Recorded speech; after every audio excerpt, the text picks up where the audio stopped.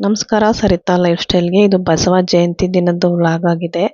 ಬೆಳಗ್ಗೆನೆ ಬಾಗ್ಲೆಲ್ಲ ತೊಳೆದು ರಂಗೋಲಿ ಹಾಕಿ ಸ್ನಾನ ಮಾಡ್ಕೊಂಬಂದೆ. ಅಷ್ಟಾಗೆ ಹೊರತನೆ ಅವರು ಹೂ ತೊಗೊಂಬಂದ್ರು. ನೈವೇದ್ಯಕ್ಕೆ ಅಂತ ಸ್ವಲ್ಪ ಹಾಲು ಖೀರ್ ಮಾಡಿದ್ದೆ. ಬಾಗ್ಲೆಲ್ಲ ಕ್ಲೀನ್ ಮಾಡಿ ಅರ್ಶಿನ ಕುಂಕುಮ ಇಟ್ಟೆ. ಬಾಗ್ಲು ಅರ್ಶಿನ ಕುಂಕುಮ ಇಟ್ಟು ನೀಟಾಗಿದ್ರೇ ನೋಡೋಕ್ಕೊಂದು ಖುಷಿ ಆಗುತ್ತೆ. ಅದೆಲ್ಲ ಆದಮೇಲೆ ಪೂಜೆ ಮುಗಿಸಿ ಪೊಂಗಲ್ ಮಾಡಿದ್ದೆ, ಖಾರ ಪೊಂಗಲ್ಲು ತಿಂಡಿಗೆ. ಎಲ್ರಿಗೂ ತಿಂಡಿ ಕೊಟ್ಟು ಮಧ್ಯಾಹ್ನ ಯಾರು ಊಟ ಬೇಡ ಅಂತ ಹೇಳಿದ್ರು ಅಂತ ಹಣ್ಣುಗಳಿತ್ತು, ಅದನ್ನೇ ಕಟ್ ಮಾಡಿದ್ವಿ. ಸಂಜೆ ದೇವಸ್ಥಾನಕ್ಕೆ ಹೋಗಿದ್ದೆ. ಇವತ್ತು ಬಸವ ಜಯಂತಿ ಇದ್ದಿದ್ರಿಂದ ದೇವರಿಗೆ ನಮಸ್ಕಾರ ಮಾಡ್ಕೊಂಡು ಬಂದೆ. ನಮ್ಮ ಏರಿಯಾದಲ್ಲಿ ಮಶ್ರೂಮ್ ಬೈಟ್ಸ್ ಅಂತ ಒಂದು ಶಾಪ್ ಓಪನ್ ಆಗಿತ್ತು.